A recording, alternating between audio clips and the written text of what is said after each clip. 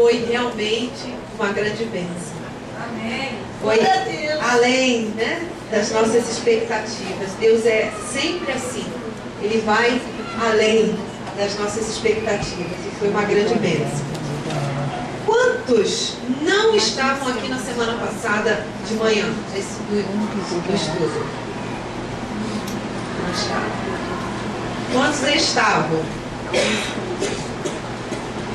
Quantos não vão levantar a mão, não importa o que eu pergunte? Porque ou estava ou não estava, né? Tem gente que não levanta a mão e você fica assim, Senhor, misericórdia. Nós estamos na nossa série do sonho ao palácio. 10 testes que José precisou passar para sair do sonho e chegar até a sua promessa, até viver este sonho, até a concretização deste sonho. E na semana passada, por conta do Dia das Mães, né, bastante gente não pôde estar, não pôde acompanhar, pessoas que estão acompanhando a série. Então eu queria, né, gastar aí 3 minutos do nosso tempo hoje, ou 5, numa revisão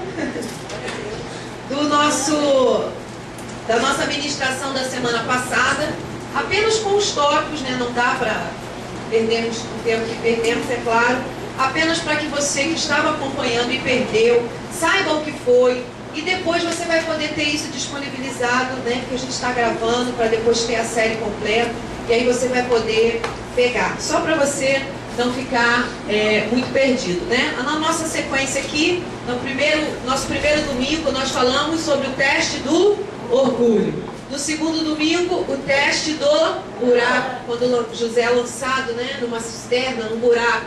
Terceiro teste, o teste do palácio, quando José vai para a casa de Potifar, tomar conta dos negócios de Potifar. E o quarto teste, que foi o da semana passada, o teste da pureza, que foi esse da semana passada, quando José é tentado, né, pela mulher de Potifar. A mulher de Potifar, segundo a Bíblia, diz assim: e pôs os olhos em José, e colocou os seus olhos em José. E a partir dali começou a perturbar José todos os dias. Se deita comigo, se deita comigo, se deita comigo. E José passa por esse teste, né? A mulher, a esposa do seu senhor, do seu patrão, que confiava nele assim, botava tudo na mão dele, não queria nem saber de nada, de tanta confiança que tinha em José. E aí José passa por esse teste, ver a esposa deste homem, né, deste patrão, deste senhor, todos os dias assediando a José. E segundo a Bíblia, nós aprendemos na semana passada que quando falamos de pureza, né, ou quando nós falamos de imoralidade sexual, que era o caso da tentação que José estava vivendo naquele momento, alguns verbos nós aprendemos na Bíblia, que fala, né, que José, deixando sua capa, correu, fugindo para fora. Então nós aprendemos alguns verbos. Quando se trata de moralidade sexual, quando precisamos passar neste teste de pureza, quando temos uma tentação, né, é uma tentação de adultério, de aparecer você casada, aparece uma mulher, ou você casada, aparece um homem na tua vida, né, a própria tentação que os jovens vivem todos os dias enfrentando isso, essa coisa de se guardar, de se manter puro, de se manter santo. Quando você estiver diante de uma situação como essa, e não só isso, porque isso aí é a transgressão, é o limite da linha, lembra que nós aprendemos? Mas também a própria iniquidade, que é o para dentro, motivação, né? Iniquidade. Transgressão é o pecado cometido. Iniquidade é aquilo que habita dentro de você. Muitas vezes você não o comete, mas está ali dentro. Está ali dentro e você acaba buscando alimentar isso com o quê? Internet, revistas, filmes. É a iniquidade, é aquilo que está por dentro. E nós trabalhamos bem esse conceito que é a transgressão, que é a iniquidade. E lá em Isaías 53 fala que o Senhor foi transpassado pelas nossas transgressões, remoído pelas nossas iniquidades. Então a obra que o Senhor Jesus fez na cruz foi completa, amém? Tanto pelas nossas transgressões, aquilo que é de fora, quanto pelas nossas iniquidades, aquilo que está dentro de nós. Nós temos direito à cura, à libertação, à restauração, nós temos direito à vitória, em nome de Jesus, amém? Mas os verbos que nós aprendemos com José, quais foram? Deixar, correr, fugir, sair. Foi? Vamos de novo? Deixar, correr, fugir, sair. Meu irmão, está numa situação de tentação, numa situação de imoralidade sexual, a única coisa que funciona é colocar esses verbos em ação. Não tente outra coisa. Não tente outra coisa. A única coisa que funciona, e nós aprendemos com José, é colocar esses verbos em ação. Quais são eles? Deixar, correr, fugir e sair. Qualquer um deles vai funcionar neste momento. Amém, queridos? Então, fechando aqui o nosso resumo, né? Não posso me prender porque isso foi semana passada. E por ser Dia das Mães, acabou que muita gente perdeu. Então nós trabalhamos na semana passada, nessa parte de imoralidade sexual, que foi o nosso tema. Nós trabalhamos 3 tópicos. O primeiro, impureza afeta sua família. Impureza afeta sua família. Davi caiu em 2 Samuel capítulo 11 e seus filhos caíram em 2 Samuel capítulo 13. Isso é muito sério. Davi não podia ajudar seus filhos, pois estava cego naquela área.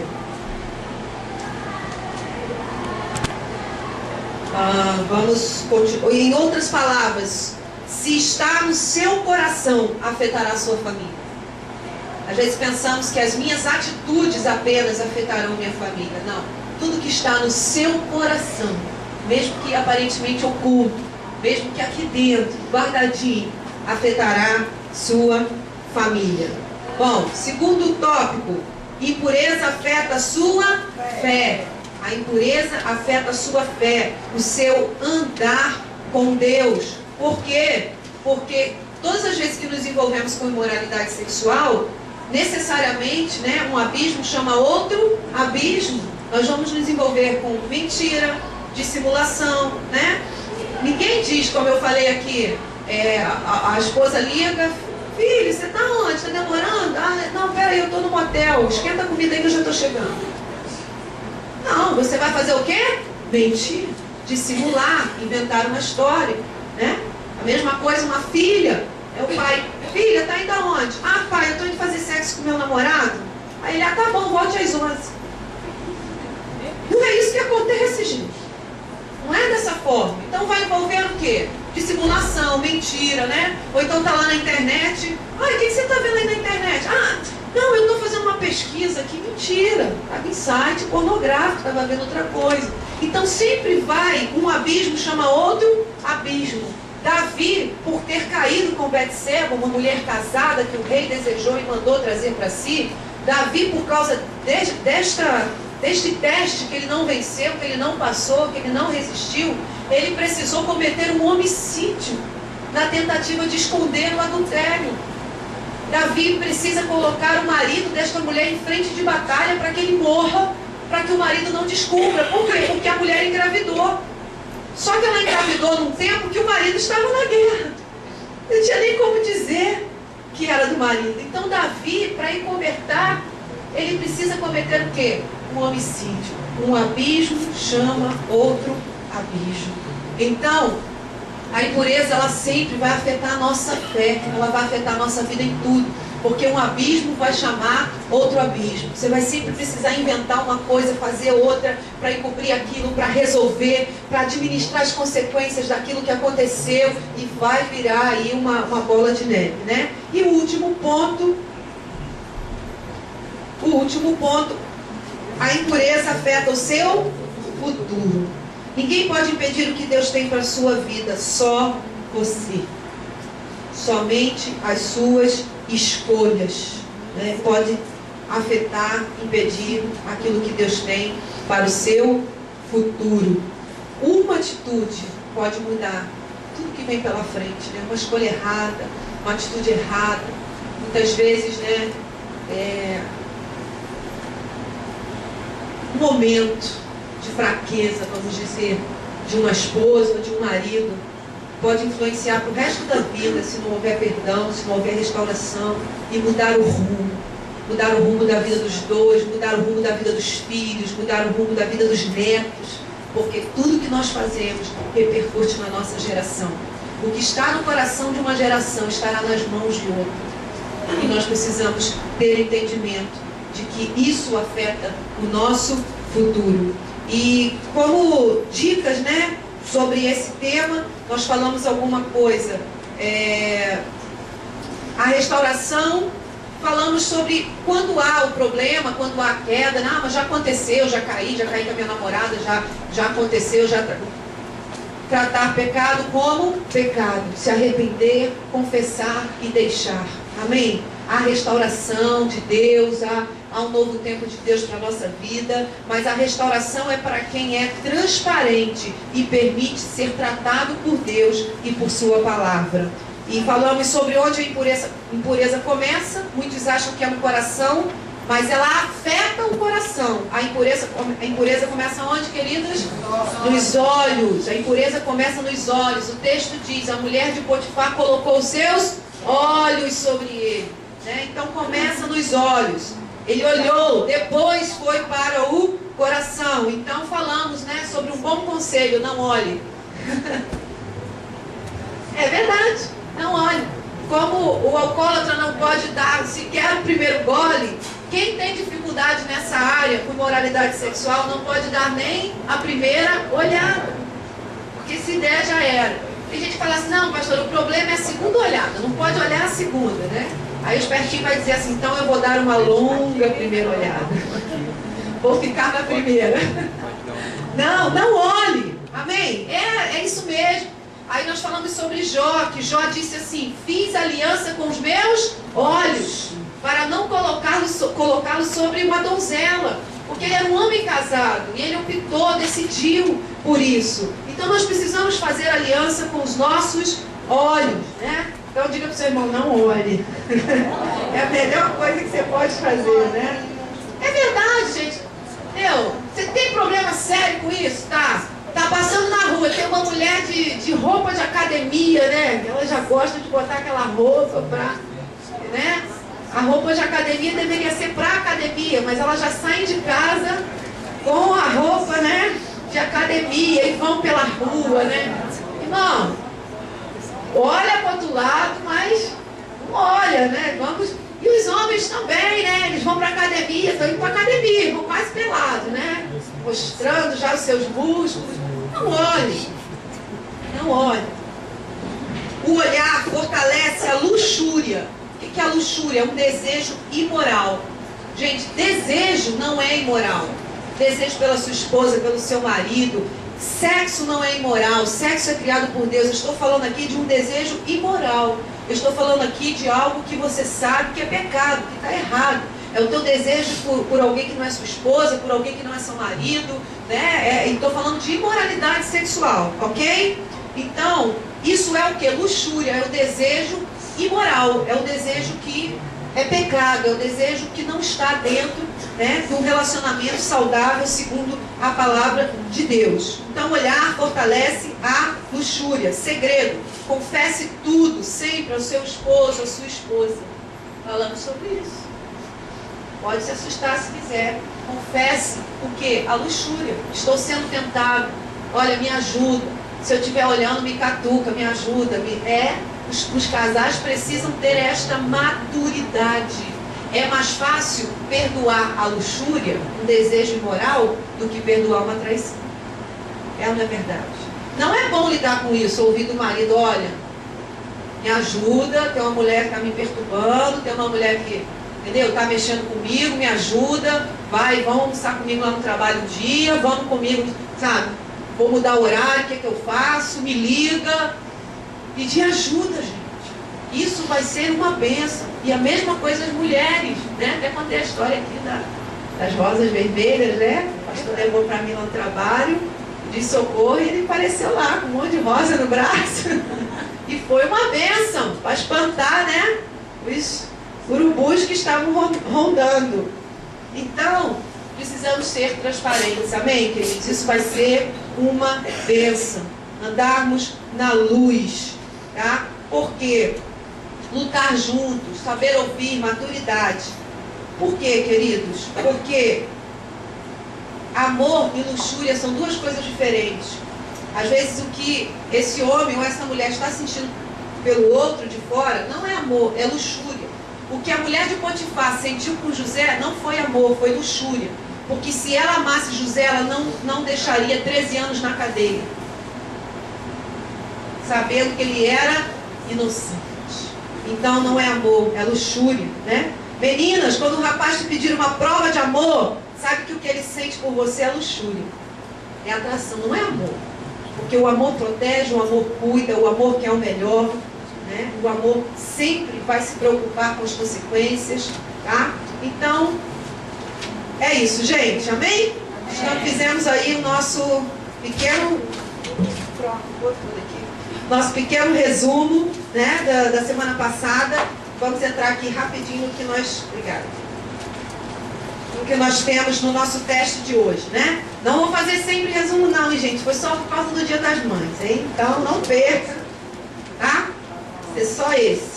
Então vamos lá. Hoje nós vamos falar, dando continuidade à nossa série, nós vamos falar sobre o teste da prisão. Diga comigo, teste da prisão. Aproveita, dá um glória a Deus aí, bem forte.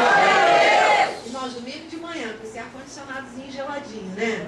Se a gente, geladão, tá muito geladão. Se a gente não der um glória a Deus aí de vez em quando, estiver bem ligado, a gente vai, né? Cochilando, mas fica ligado aí, amém, queridos? O teste da prisão, Gênesis capítulo 39. Gênesis 39. Agora. Gênesis 39. Do versículo 13 ao versículo de número 23.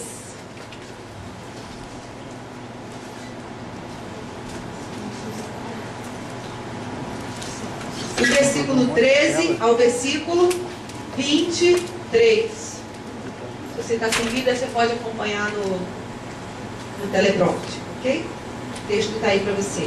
Vamos lá? Vendo ela que ele fugira para fora, mas havia deixado as vestes nas mãos dela, chamou pelos homens de sua casa e lhe disse: Vede, trouxe-nos meu marido, este hebreu, para insultar-nos. E veio até mim para se deitar comigo, mas eu gritei em alta voz. Ouvindo ele que eu levantava a voz e gritava, deixou as vestes ao meu lado e saiu, fugindo para fora. Olha os nossos verbos aí, amém? Conservou ela junto de si as vestes dele, até que o seu senhor tornou a casa. Então lhe falou segundo as mesmas palavras e disse: O servo hebreu que nos trouxeste veio a ter comigo para insultar-me. Peraí, que me perdi aqui. Quando, porém, levantei a voz e gritei, deixando as vestes ao meu lado, fugiu para fora. Tendo o Senhor ouvido as palavras de sua mulher, como lhe havia dito, desta maneira me fez o teu servo. Então se lhe acendeu a ira. E o Senhor de José o tomou e o lançou no cárcere, no lugar onde os presos do rei estavam encarcerados. E ali ficou na prisão. O Senhor, porém, era com José e lhe foi benigno. E lhe deu mercê perante o carcereiro, o qual confiou às mãos de José todos os presos que estavam no cárcere. E ele fazia tudo quanto se devia fazer ali. 23. E nenhum cuidado tinha o carcereiro de todas as coisas que estavam nas mãos de José, porquanto o Senhor era com ele. E tudo o que ele fazia, o Senhor prosperava. Amém, queridos? Vocês sabem que a mulher de Potifar mente sobre José, e ele faz a coisa certa, mas ainda assim ele vai parar na prisão. Queridos, tudo que nós vemos, tudo que nós vimos até agora sobre José, sobre esses testes, e nós já estamos na metade, amém? Amém. Dá parabéns ao teu irmão aí, ó, parabéns, ó. Está no 5º teste já, ó. Glória a Deus. Tudo que nós vimos até agora passa por conduta. Já pensou nisso? Todos os testes que nós falamos até agora, desde o momento que José tem o sonho com 17 anos, até o momento em que ele começa a viver este sonho, já com 30, passa por conduta. Como José se comporta? Primeiro, com seus irmãos. Depois, como José se comporta com seu senhor, com Potifar. como é a conduta dele com o seu próprio corpo, no momento que ele é tentado, no momento em que ele passa assim, esse teste da pureza que nós acabamos de falar, a sua conduta para com Deus, né? A sua conduta para com o Senhor. Escute, você não conseguirá cumprir o que Deus tem para você se não tiver uma boa conduta. Vai ser uma questão de como você se conduz frente aos testes, frente às provações, frente às lutas que se colocam diante de você. Esta conduta, esta resposta vai determinar o que vem depois. Vai determinar quanto tempo vai levar. Vai determinar tudo na tua vida. Tudo que nós falamos até agora, se nós pensarmos, foi uma questão de quê? Conduta, de resposta a determinadas situações. O teste da prisão é particularmente um teste de perseverança. Perseverança. Temos falado que tudo que Deus traz para nós é para nos aperfeiçoar, para aperfeiçoar nosso caráter, para que estejamos preparados para perseverar. E essa fórmula de conduta, de caráter, de perseverança, ela está descrita em Romanos, bota aí para mim, Lu, Romanos 5, do versículo 3 ao versículo 5, que será nosso texto base hoje. Vamos ler? Não só isso, mas também nos gloriamos nas tribulações, porque sabemos que a tribulação produz perseverança.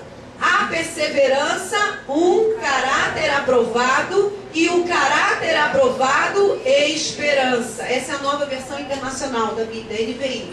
Talvez esteja um pouquinho diferente na sua tradução. Eu estou usando NVI, nova versão internacional. Tá? Então, esse texto começa dizendo que nós temos que nos gloriar nas tribulações. Nós nos gloriamos nas tribulações. E a palavra glória, na Bíblia, gloriar-se, ela é usada duas vezes, com dois sentidos diferentes. O primeiro é a glória de Deus, o seu brilho, o seu resplendor, fala de algumas manifestações de Deus, através de brilho, de glória, né? E a segunda é usada nesse sentido, gloriar-se no sentido de regozijar. E ao que está nesse texto, nós devemos nos regozijar na tribulação. Que coisa difícil. Tem alguém aqui que é expert nisso? Regozijar na tribulação? Que coisa, né? E a raiz dessa palavra no hebraico, ela tem a ver com desejar. Misericórdia.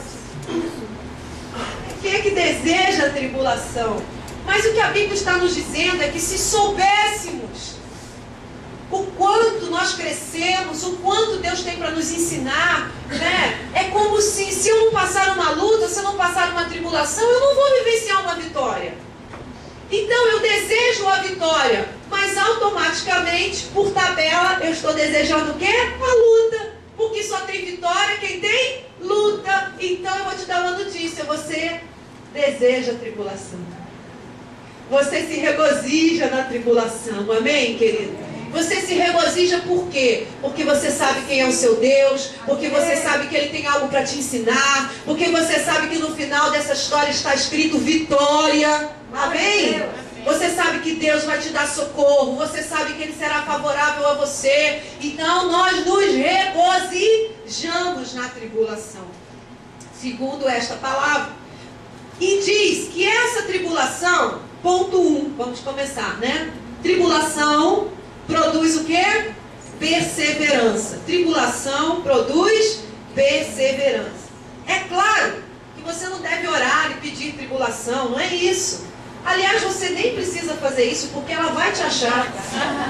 Ela vai chegar de qualquer jeito. Você não precisa pedir, né? Precisa orar. Vem a tribulação. Não, ela vai te achar, fica tranquila. Vai tua irmã, fica tranquila, ela vai te achar. Vai te achar de qualquer jeito, não é isso? O que a Bíblia diz em João, Evangelho de João, capítulo 16, versículo 33. João 16, 33. Diz que? Não é seu nome, eu sei que poder. João 16, 33, não? Não, então eu leio aqui. Nem preciso ler, todos nós conhecemos. No mundo tereis aflições, mas tende bom ânimo. Eu venci o mundo, disse Jesus. Amém, queridos? Então elas vão nos alcançar de qualquer forma, vão nos achar, certo? Agora Tiago, tem Tiago aí, Lucia? Não, né? Então a gente lê. Tiago, rapidinho. Tiago, capítulo 1. Se alguém ler, achar mais rápido que eu aí, pode ler. Tiago 1, versículo 2 e 3, achei, gente. Meus irmãos, tende por motivo de toda alegria o passardes por várias provações. Vamos dizer, provações. Ih, mas forte, gente. Provações.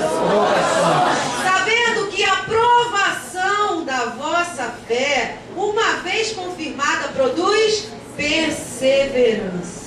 Ora, a perseverança deve ter ação completa. Perseverar só um pouquinho não resolve. A perseverança deve ter ação completa, para que sejais perfeitos e íntegros e nada deficientes. Ok, gente. Vamos lá então. Vamos continuar aqui. Olha só.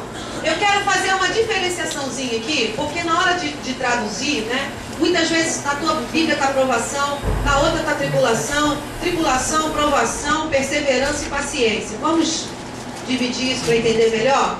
Então vamos lá. Provações produzem paciência.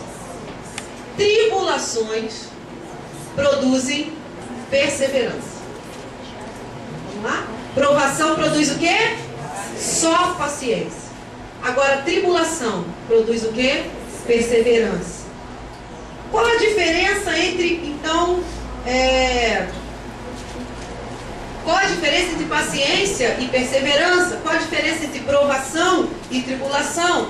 Simples. Provação é breve, tribulação é longa. Tá? Tribulação é longa. Ok?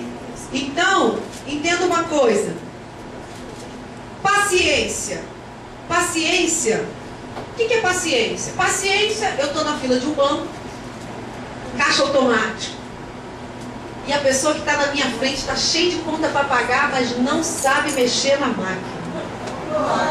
E você está super atrasado. E o que você quer fazer é rápido, é simples, acabou. Você vai fazer aquilo, você sabe que você vai gastar 15 segundos com aquela máquina. E tá aquela pessoa na tua frente, cheia de papel, todo enrolado, e bota cartão, e o cartão engole, volta cartão, e ela não sabe digitar, e o negócio é para digitar na tela, ela está tentando digitar embaixo, e é para digitar embaixo, ela está tentando digitar, e você está ali atrás assim. Né? Isso é o quê? É um teste de paciência. Você está no trânsito, atrasado, e tem um cidadão com a mãozinha para fora, no carro, inclusive, passeando. Muitas vezes com o celular no ouvido ainda, né? Mas literalmente passeando. E não tem como você cortar, não tem como você sair. Gente, isso é um teste de quê? Paciência. Paciência, né? Outro dia eu estava numa ruazinha que só passava um carro. Quem estava na minha frente? Um caminhão enorme. Daqueles que andam assim. E eu quase atrasada do trabalho. E eu, gente, eu não acredito. Não tinha por onde sair. E todo mundo atrás dele. Isso é um teste de quê? Paciência. Paciência. E pior que o negócio é tão sério, tem um monte de rua para entrar, mas ele vai exatamente no caminho que você quer, até o final, no seu caminho. Ele não entra em lugar nenhum. Ele vai exatamente para o mesmo lugar que você. E você vai ali acompanhando, né? Só Jesus. Isso são testes de quê? Paciência. Tá? Então, é diferente. Paciência não é ficar batendo o pé, olhando para o relógio, né? Paciência é manter o seu coração tranquilo enquanto espera. Paciência. Difícil, né, gente? Paciência é manter o seu coração tranquilo enquanto espera. E perseverança, qual a diferença então? Perseverança é lutar enquanto espera. A paciência é só você manter o seu coração tranquilo, correto, né? Sem pecar, sem bater, sem ter um ataque, enquanto espera. Perseverança, lutar enquanto você espera. Então, qual a diferença? Perseverança envolve batalha. Perseverança envolve guerra. É como se a paciência fosse o próprio esperar, né? Com contentamento. Já a perseverança não, o insistir. O fazer, o insistir. Não deu certo, eu vou tentar de novo. Não funcionou, eu vou tentar de outro jeito. Sabe, a perseverança tem uma ação envolvida. A paciência já tem algo mais estático, no esperar. Já a perseverança, a ação, a batalha, a luta, o não desistir, o tentar de novo. O não deu certo de um jeito, eu tento de outro. Eu abri um negócio, não deu certo, mas eu aprendi e vou abrir de novo até dar certo. E é perseverança, amém, querido? Amém. Lutar, envolve lutar. Como eu disse, provação é breve. A sua provação ali no caixa automático é rápida, né? Você foi provado, aprovado ou reprovado, mas foi rápido, acabou. A tribulação é longa. São processos mais difíceis. Perseverança é uma longa e difícil provação. Para José foram 13 anos naquela prisão. Mas não há outra coisa na Bíblia que nos ensine perseverança e molde o nosso caráter do que tribulação. Você pode procurar a Bíblia inteira, e olha que eu procurei, para ver o que falava, né, de caráter, de nos preparar, de produzir em nós crescimento. Sempre você encontra a palavra tribulação. Vocês viram, eu li Gênesis, eu li Romanos, depois eu li Tiago, não é verdade? E ali nós encontramos a mesma palavra, provações, tribulações, que vão produzir o quê? Caráter, crescimento, amadurecimento na nossa vida. Então dá uma batidinha e fala, irmão, não tem jeito não. Aguenta aí. Poxa, pastor, essa é uma mensagem de encorajamento? Sim! Amém, querido? É sim uma mensagem de encorajamento. Ó, eu não sei o que Deus tem com esses 13 anos, né? Mas José ficou 13 anos na prisão. Davi foi ungido rei e foi perseguido 13 anos por Saul. Ungido rei já. Enfrentou 13 anos de perseguição de Saul até que ele pudesse verdadeiramente subir ao trono. Não sei o que Deus tem com esses 13 anos. Paulo, quando se converte, ele permanece 13 anos ali na igreja primitiva, até a sua primeira viagem missionária. Foi 13 anos depois. Então veja, né, o que Deus tem aí, a gente não sabe, né? Ah, pastora, meus 13 anos já passaram, ó. Tem muito tempo, não sei o que está vendo. Olha, irmão, não é regra. Não é regra. Abraão esperou 25 anos pela promessa. Ih, pastora, já passei dos 25. Fica calmo. Moisés esperou 40 anos no deserto até estar pronto para libertar ao povo de Israel. Ih, pastora, meus 40 também já foram. Então fique tranquilo. Filhos de Israel que nunca, jamais entraram na terra da promessa.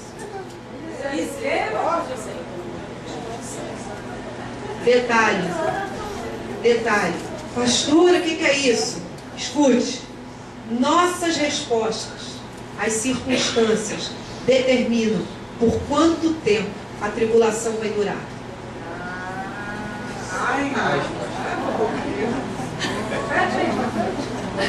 Nossas respostas às circunstâncias determinam quanto tempo a tribulação vai durar.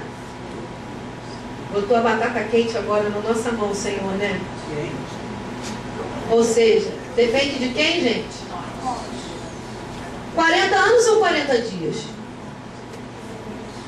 Israel estava há 40 dias da terra da promessa. Mas por sua conduta, por suas escolhas erradas, eles ficaram 40 anos para conquistar uma coisa que estava há 40 dias. Então não está na prerrogativa do Senhor. O Senhor já liberou a promessa, amém? Faz assim com teu irmão e fala, ó, está nas tuas mãos. A tua resposta, as circunstâncias determinam quanto tempo a tua tribulação vai durar. Quanto tempo vai levar a tua preparação para que você esteja pronto para tomar posse das promessas de Deus para a sua vida. Ponto 2. Perseverança. Perseverança. Vou tirar o relógio aqui para ele ficar olhando para mim. Esqueci, né? Botei na mão direita de novo. É o mistério das mulheres aqui, que ontem a gente aprendeu a fazer neuróbica. Aeróbica dos neurônios. Tá bom, tudo bem. Me lembrem, menina, me ajudem, que eu vou ajudar vocês também. Quem se vestiu de olhos fechados hoje? Eu também!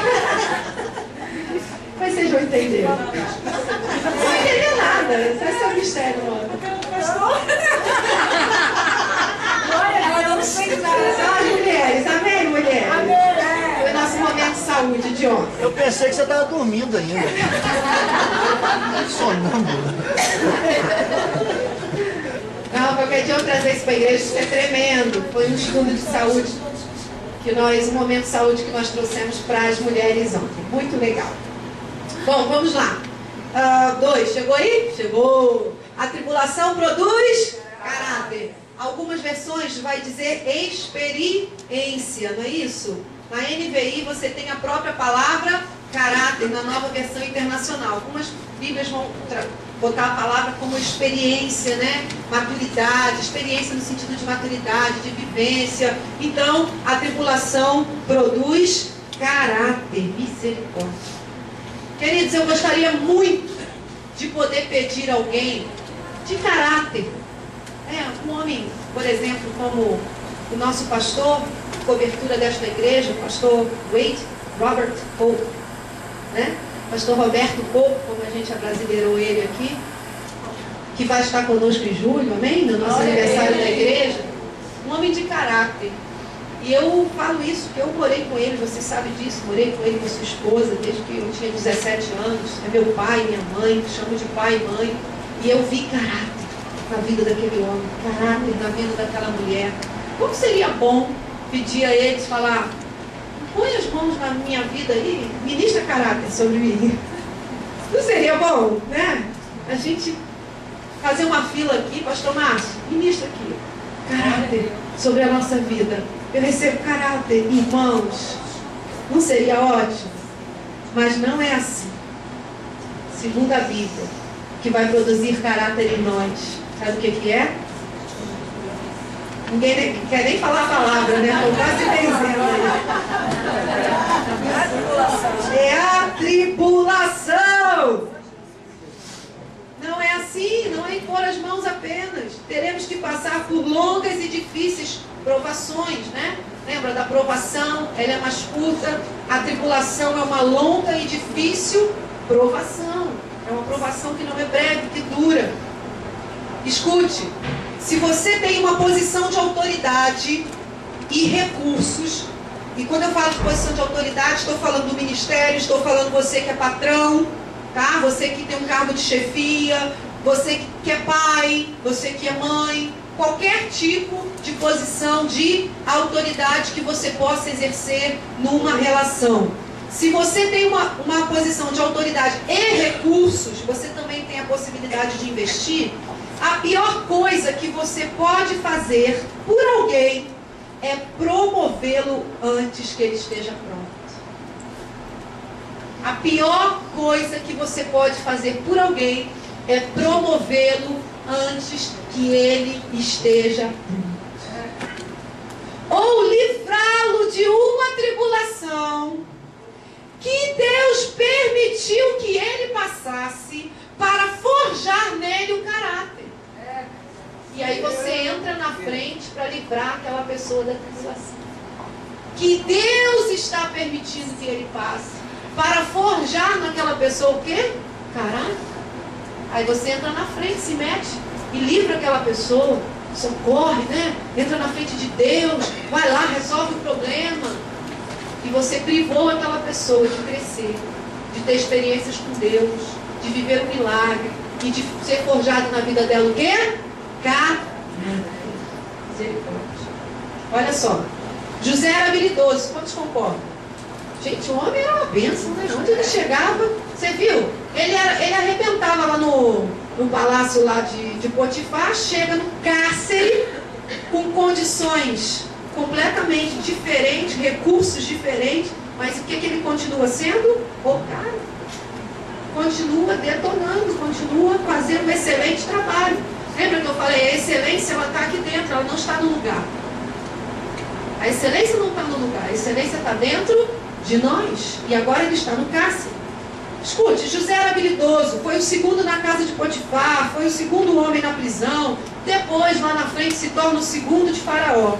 Podemos ser habilidosos, mas nunca podemos esquecer que somos dependentes de Deus. Amém. Glória a Deus. Foi pelo favor de Deus que José estava sendo bem sucedido. E não podemos esquecer disso.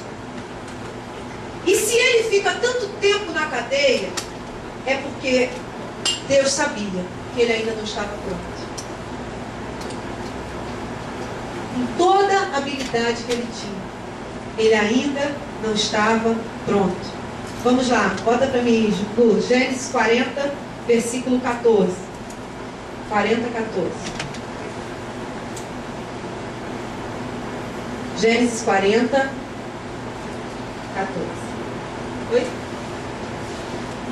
O que diz, gente? Peraí, vamos localizar aqui, né? O copeiro e o padeiro têm um sonho dentro da prisão. Chegam para José. José, o que faz? Interpreta o sonho. E na interpretação dos sonhos era a seguinte: um ia morrer e outro ia voltar para o palácio e receber de volta o seu cargo. Depois dessa interpretação, José vira para o cara que ia voltar para o palácio, que ia ser restituído ao seu cargo, que era o copeiro, e ele faz o seguinte pedido: porém, lembra-te de mim quando te for bem, e rogo-te que uses comigo de compaixão, e que faças menção de mim a Faraó, e faze-me sair desta casa, desta prisão. 40, 23. Olha o resultado.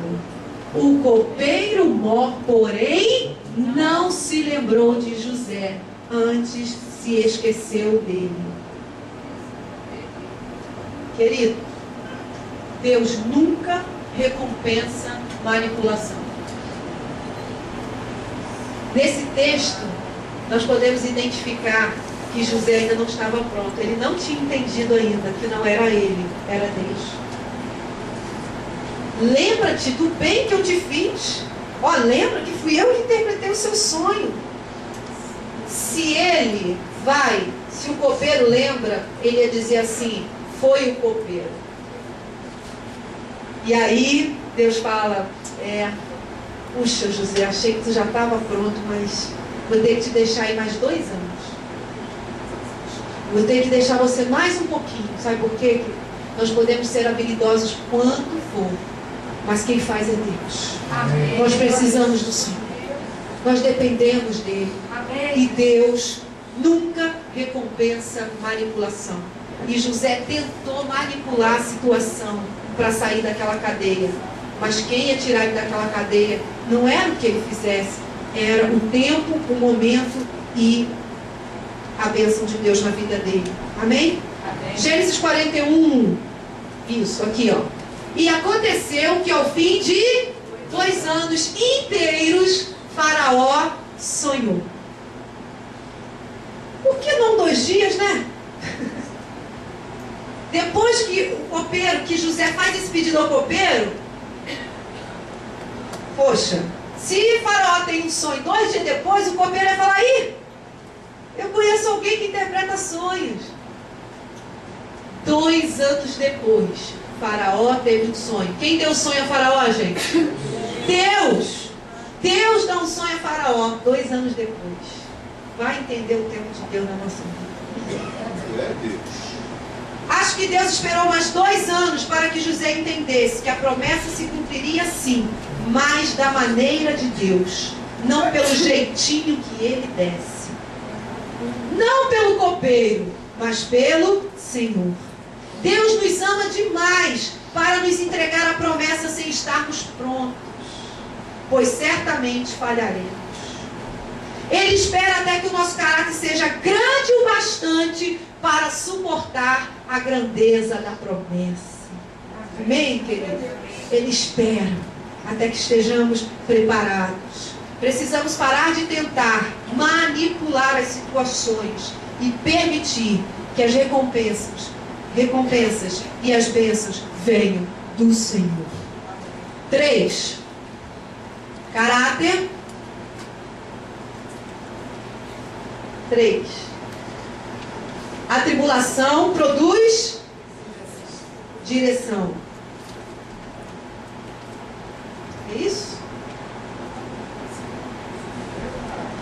Não, mandei errado, Lu. Para você ouviu errado.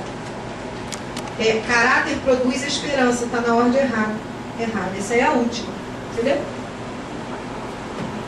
Está na ordem errada. Essa é a última, tá, gente? Mas antes tem a 3. A 3 é a seguinte: caráter produz esperança. Coloque aí. Caráter produz. Nós já estamos na sequência, ó. Tribulação produz perseverança. Perseverança produz caráter. E agora o caráter produz esperança. Ok? Na sequência do texto de Romanos 3, versículo 5. Caráter produz esperança. E é claro, podemos dizer a tribulação, porque o caráter vai vir de onde? Lá no início, tribulação que produz perseverança e que produz caráter, ok? Caráter não tem a ver só com a maneira que você age, mas também com a maneira que você reage. José fez a coisa certa e sofreu as consequências erradas. Já aconteceu com você? Fazer a coisa certa e sofrer as consequências erradas? Você já fez a coisa certa e foi mal interpretado, acusado, inventaram mentiras sobre você?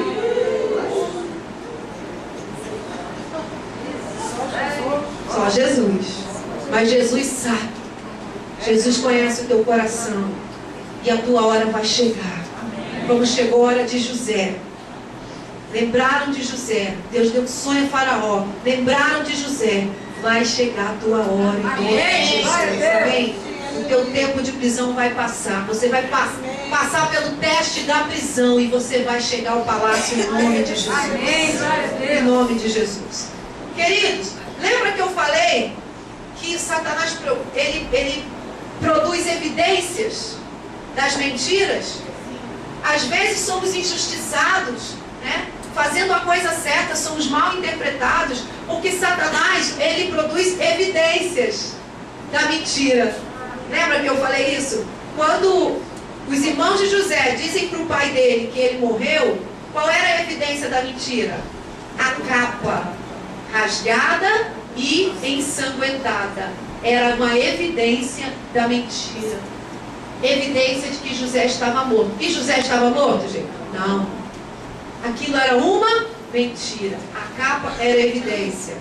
Quando a mulher de Potifar mente e José vai parar na cadeia, o que fica na mão dela? Qual é a evidência?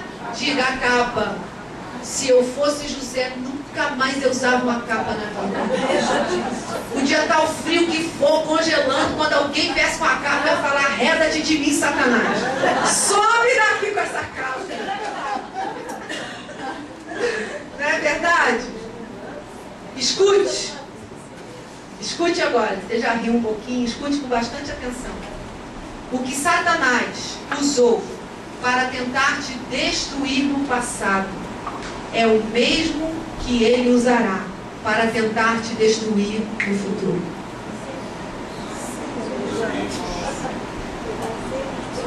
O que ele usou para tentar te destruir no passado é o mesmo que ele vai tentar usar para te destruir no futuro. É o mesmo que ele usará para tentar te destruir no futuro.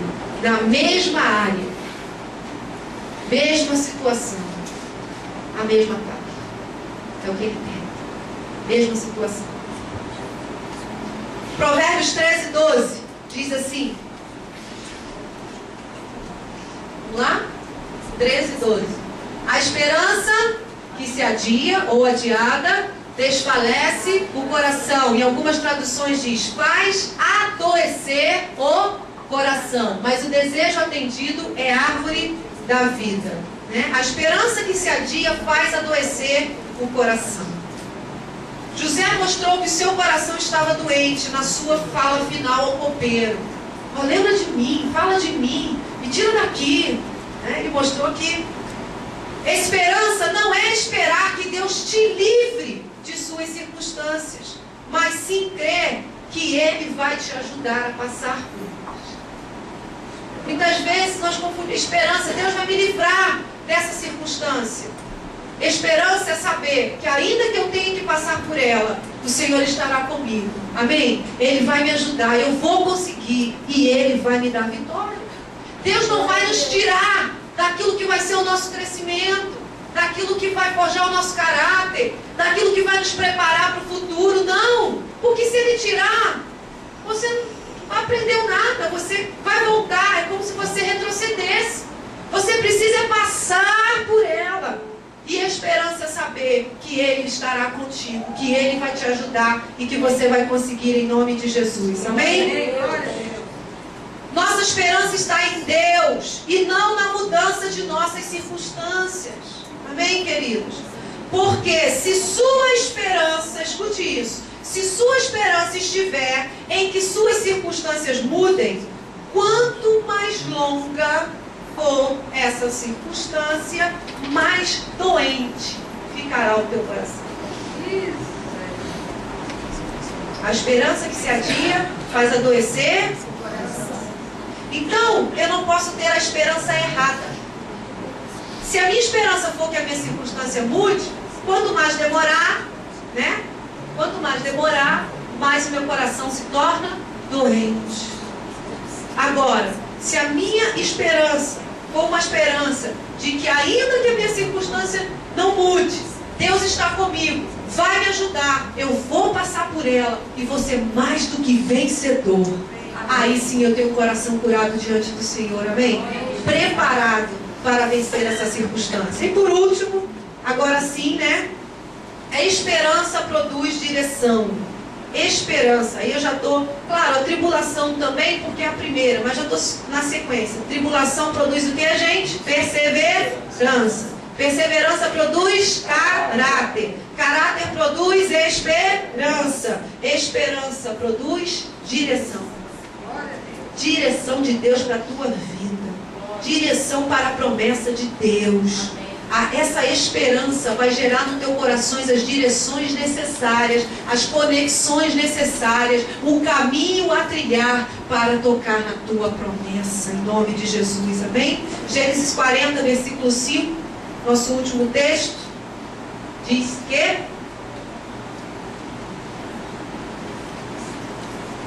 amém, gente, Gênesis 40, 5.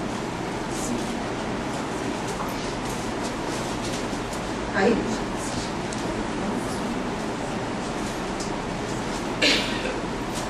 Ali, acho que foi, não. Tem não? A gente lê aqui, não? Tem. Aí. E ambos tiveram um sonho. Cada um seu sonho na mesma noite. Cada um conforme a interpretação do seu sonho. O copeiro e o padeiro do rei do Egito que estavam presos na casa do cárcere. O que é isso?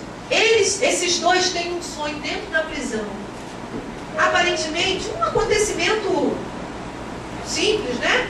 José está lá cuidando do cárcere, de tudo. Dois homens que estão presos têm um sonho. Já era Deus trabalhando. Já era Deus movendo. Porque na hora certa, esse homem estaria dentro do palácio de Faraó.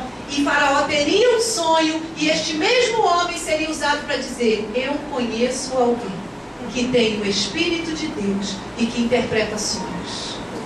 Então você pode não estar entendendo as coisas simples que acontecem, mas quando você está nesse processo de Deus, de perseverar na tribulação, deixar isso gerar caráter na tua vida, esse caráter gerar a esperança correta, né? Não a esperança que faz adoecer o coração, mas a esperança correta. E essa esperança vai produzir o quê? Direção. Saiba, querido, que muita coisa que está acontecendo na tua vida hoje, você só vai entender amanhã. Que já é Deus trabalhando, que já é Deus atuando, que é Deus abrindo caminhos, que já é Deus conectando, já é o favor de Deus estendido sobre a tua vida. Então não nada está acontecendo, está sim. Eu posso não estar vendo, eu posso não estar entendendo, mas Deus está trabalhando nas coisas simples. Quem diria que José se tornaria o segundo do Egito por causa do sonho de um copeiro? Foi o sonho de Faraó, foi o sonho do copeiro. Porque através disso, o copeiro pôde dizer a Faraó: eu conheço alguém que tem o Espírito de Deus e que sabe interpretar sonhos. Se eu mantenho meu coração íntegro, Deus virá com a direção certa, a porta certa, o caminho do meu milagre. Ele providenciará os encontros certos, amém? Esse encontro. Posso dizer uma coisa? Aí você começa a entender. Se José continuasse na casa de Potifar, ele ia encontrar o copeiro? O propósito final de Deus era a casa de Potifar para José? Deus tinha algo muito maior. Até na injustiça que José sofreu, Deus tinha um propósito maior. Deus estava empurrando José para algo maior. Deus estava empurrando José para um sonho maior. Até a injustiça estava dentro dos planos de Deus para levá-lo para a prisão, para que o copeiro, Deus sabia que o copeiro ia estar lá. Deus sabia que ia dar um sonho ao copeiro. Queridos, Deus é Deus. Os pensamentos de Deus são maiores que os nossos. Os caminhos de Deus são maiores que os nossos. Não tente entender. Creia, Ele está trabalhando em teu favor. Ele está agindo na tua vida. Ainda que você não entenda nada, você está indo em direção à tua promessa. Ainda que por caminhos difíceis, caminhos de tribulação, caminhos de injustiça, Deus está no controle. Ele não perdeu o controle. Ele está trabalhando e Ele vai te fazer chegar onde Ele preparou para a tua vida. Não murmure. Talvez se José ficasse lá, meu Deus, a casa de Potifar era tão boa. Ai, Jesus era tão bom lá. Estou na prisão. O que Deus tinha para José era muito maior. José estava aqui, Deus tinha aqui para ele. E Deus tinha seus caminhos. A perseverança vai forjar o seu caráter. Seu caráter produzirá a direção de Deus. O caminho de Deus para o milagre, para a sua promessa. Já disse que José, eu quero terminar aqui. José é uma das figuras do Velho Testamento que aponta para Jesus, né? Já falei sobre isso. A Bíblia é cristocêntrica, várias figuras. Moisés aponta para Jesus, Davi aponta para Jesus. Várias figuras no Velho Testamento apontam para Cristo, para Jesus. E nós podemos ver aqui que José também é uma das figuras do Velho Testamento que aponta para Jesus. José foi prisioneiro sem ter culpa. Jesus foi preso também sem ter culpa alguma. José esteve entre dois prisioneiros, copeiro e padeiro. Um foi condenado e o outro salvo. Jesus esteve entre dois prisioneiros na cruz. Um foi condenado pelo seu próprio coração e o outro salvo, livre. José disse ao copeiro: lembra-te de mim quando estiveres no palácio. Mas ele não lembrou. O ladrão disse a Jesus: lembra-te de mim quando entrares no paraíso. E Jesus lembrou. Amém, queridos? Glória a Deus. Mesmo que as pessoas te esqueçam e não mantenham a sua palavra com você, Jesus jamais te esquecerá. Amém? Ele jamais te esquecerá. Receba essa palavra da parte do Senhor. Dê um aplauso a Ele nesta manhã.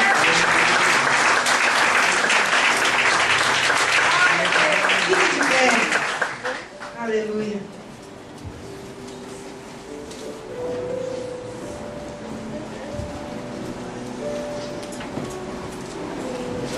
Glória a Deus. Aleluia.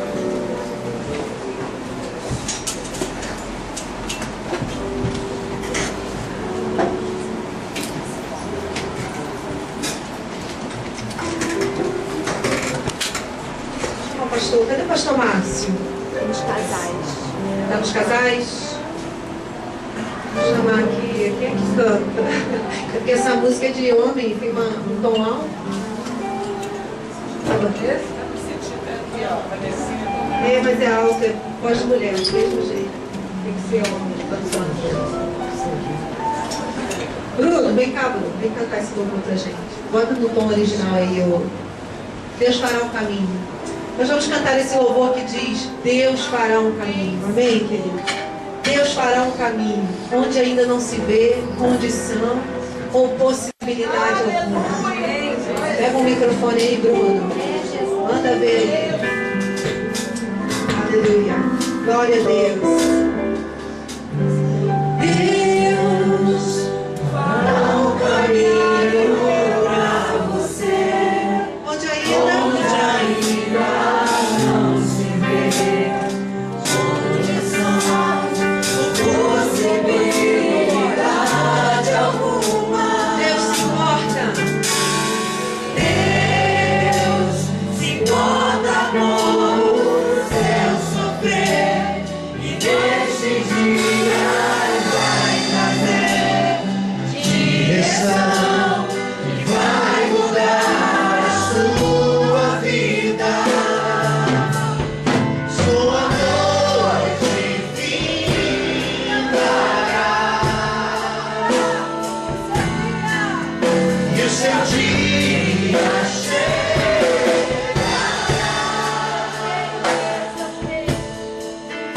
E o milagre que você espera acontecerá.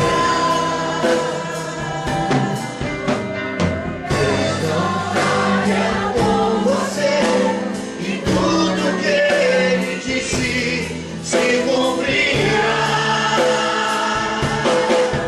Maravilhas Deus fará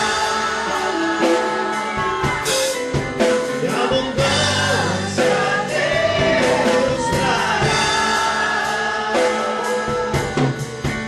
Quando Israel cercado estava, Deus abriu o mar. Deus fará um caminho e as portas que você precisa, Ele abrirá. Maravilhas Deus fará e abundância Deus trará. Quando Israel cercado estava, Deus abriu o mar. Deus fará um caminho e as portas que você precisa, Ele abrirá.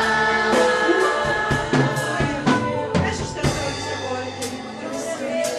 Coloca a tua vida diante do Senhor nesta manhã. Pergunte ao Espírito Santo: Espírito Santo, o que o Senhor quer me falar com esta palavra? O que o Senhor quer me dizer com esta mensagem? Fala agora, deixa o Espírito Santo falar contigo. Ele é o mestre, é Ele quem é o mestre. Deixa Ele te ensinar nesta manhã. Oh, adore a Ele, deixa Ele falar contigo nessa manhã, querido. Coloque a tua vida diante do Senhor agora. Oh, Deus, Espírito Santo de Deus, ministra neste lugar, nesta manhã. Fala aos nossos corações, Santo Espírito de Deus. Enche-nos, Senhor, nesta manhã. Senhor, fortalece as nossas vidas, Senhor. Oh, Deus, toda esperança equivocada que tem feito o coração adoecer, Senhor, que seja agora transformada pelo Teu Espírito, Senhor, com o entendimento da Tua palavra. Oh, Jesus, nós cremos que o Senhor já tem feito caminho neste lugar.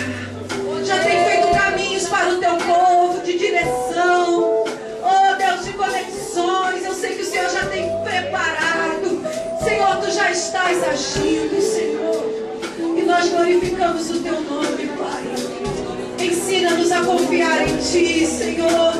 Ensina-nos a confiar em Ti. Ensina-nos, ó Deus. Em nome de Jesus, ensina-nos, Senhor. Ministra os nossos corações nesta manhã, Espírito Santo. Espírito Santo. Senhor, todo aquele que entrou aqui nesta manhã, debaixo de forte provação, debaixo de tribulação, Senhor, que os Teus filhos saiam daqui prontos para lutar, prontos para guerrear, prontos para perseverar, prontos, Senhor, para crer, porque crer não é o que se vê, é o que se espera. Crer que ainda que não estejamos vendo nada, o Senhor já está trabalhando, o Senhor já está fazendo. Espírito Santo de Deus, trabalha nos corações, fortalece, renova, dá força, Senhor, para que possamos crescer em meio às tribulações. Coloca perseverança no nosso coração, trabalha o nosso caráter, renova a nossa esperança nesta manhã, Senhor, e que esta esperança venha trazer direção para a nossa vida, em nome de Jesus. Amém.